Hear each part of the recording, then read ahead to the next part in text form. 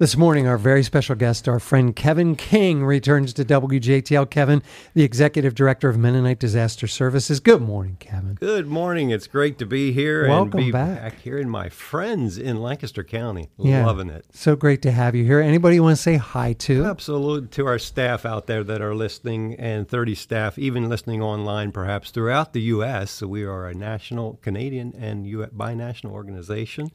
So our 30 staff out there that are empowering 7,000 to 8,000 volunteers a year. Yeah, you and I were reminiscing about Lisa going to Louisiana with you. That was awesome. Yeah, what disaster was that? Do you remember? Boy, if you can help me with that too, because it's been 20 years of disasters. But I think it was Hurricane Ike. She went down there and saw our volunteers in action, actually picked up a hammer herself and was swinging hope, and mostly.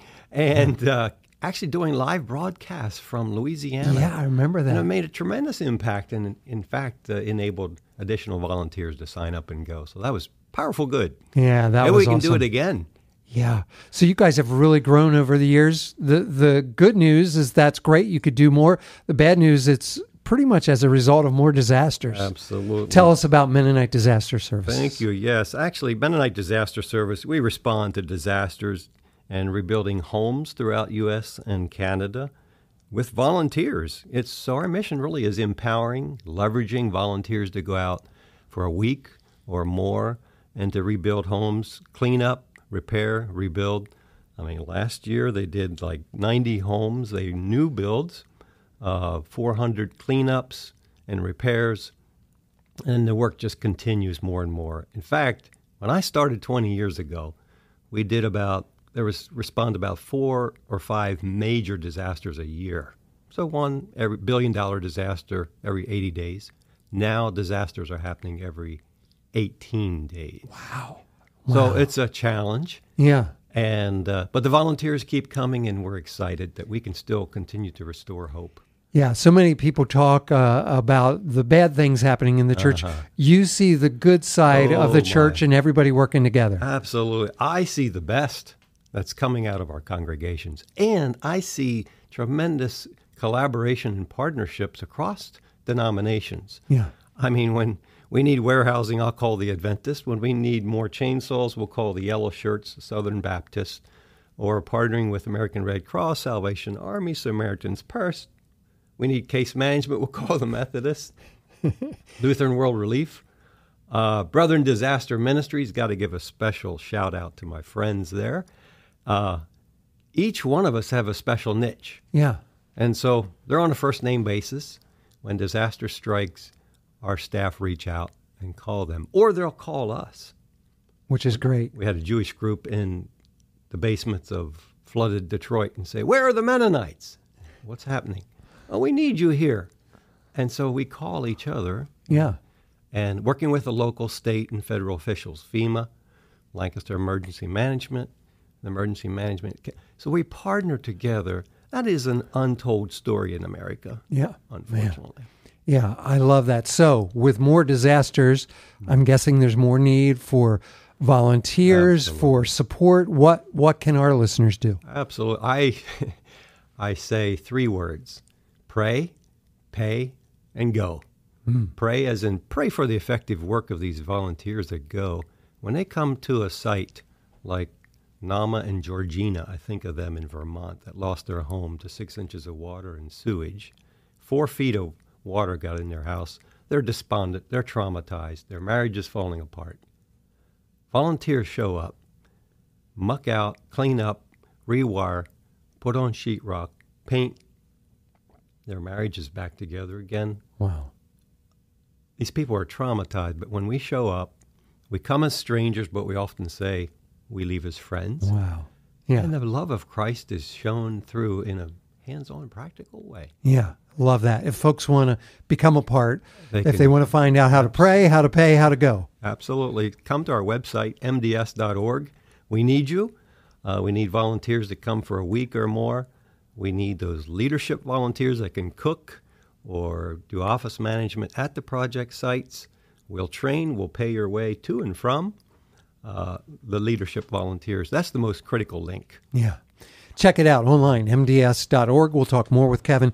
Coming up, our friend Kevin King is here. Kevin, the Executive Director of Mennonite Disaster Service. Good morning again to you, Kevin. Yes, good morning. Good Love to be having you here. Liam and Fred. Now, I know you have a story to tell, but before you tell that story, I think it's very interesting that God really prepared you for the work you're doing now as a child on the farm. Tell us about that. Yeah, I grew up on a potato and dairy farm in Chester County with 6 brothers. Yes, 6 brothers, no sisters. Our barn caught on fire, and before the embers even were cooled, neighbors were coming up over the hills with hay and heifers and a helping hand. And it was such a powerful impact as a young person to be on the receiving end. Left a lasting impression on me. Yeah, it's and really. I think it just empowered, and the impact of a neighbor helping neighbor is lifelong. Yeah, and that's what Mennonite Disaster Service What it's is all about is serving others in the name of Christ and making a difference. Yeah. How about stories about how God has worked through what you do? Well, you got a couple hours, Fred and Liam. We can do one that still sticks with me is back in May of 2011. I know it's going way back. Joplin, Missouri. It was a Sunday afternoon. Just finished high school graduation, and the sirens went off in town. Tornado touchdown was one of the most destructive tornadoes on the ground for 22 miles, up to 3/4 to a mile wide, destroying Home Depots, Lowe's, Bath Body, schools, residences, churches. 185 people perished in that tornado. Wow. Mennonite Disaster Service volunteers were on the ground Monday morning, cleaning up, picking up.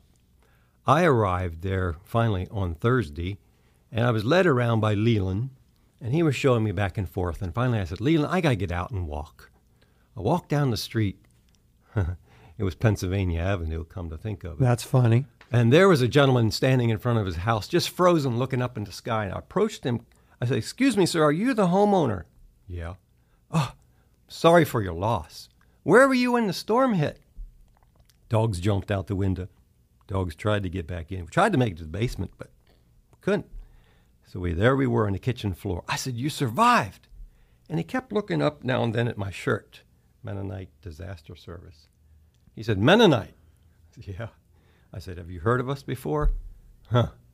The only thing I salvaged out of my house was a Mennonite community cookbook. Huh. I said, I'm Kevin. He said, I'm Al. I said, what's with the cookbook? Oh, I used to work at a restaurant, but, I lost my job. A couple weeks ago, when you lose your job, you get this unemployment check. You have to decide, what are you going to do? On the electric, light bill, or insurance? The insurance of my house ran out a couple weeks ago. Oh, no. Well, Al's was the first house we built. Wow. With partnership with many of these others that I said earlier. Yeah. And, of course, at the home dedication, we gave him a Bible, quilt, and a Mennonite cookbook. That's awesome. That's great, So man. the powerful impact of these volunteers from Lancaster County and beyond is making a profound difference in people's lives and on our volunteers as well. Yeah. Double impact. Yeah. Communities, homeowners, putting our faith into action.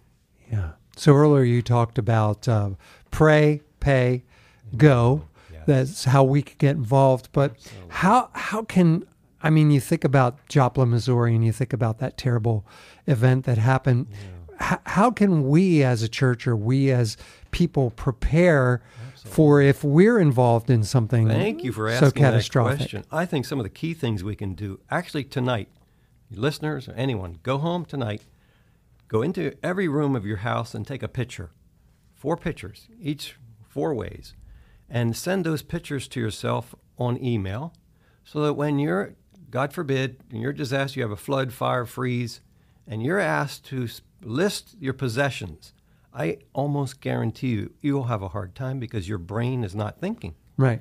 But you can go even to the library. If you lost everything, go to the library, pull up your email, and you'll have those pictures. Take pictures of your documents. Same thing. So that when we are prepared and when our congregations are prepared, we can help our neighbors in need instead of focusing on ourselves. Right. And so let's be more prepared. Have a go bag so that if we have to evacuate for 3 days, know where you're going to meet up with your spouse or your children. If you suddenly have to leave from school, work, or you're traveling, have a contact, we have a contact with our father-in-law in Tennessee, that's our point of contact. If we all have to go to our phones immediately, unfortunately, our cell phone systems will not handle it. Right. So we have to be prepared. Trim our lamps. Let's be prepared so that we can serve others in need.